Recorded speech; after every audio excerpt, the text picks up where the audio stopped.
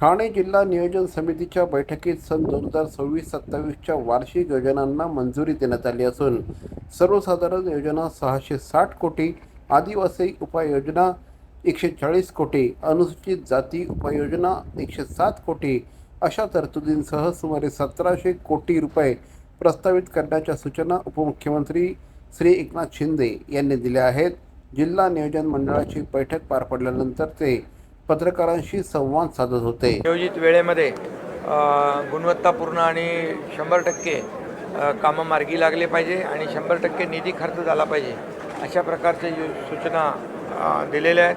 आणि यामध्ये जे विभाग हलगर्जीपणा करतील त्याच्या HODला जबाबदार धरण्यात येईल. आणि त्याचबरोबर 2026-27च्या वार्षिक योजनांना मंजुरी दिलेली आहे. सर्वसाधारण योजना 660 कोटी, आदिवासी उपयोजना 140 कोटी आणि अनुसूचित जाती उपयोजना 107 कोटी. आणि आता येणाऱ्या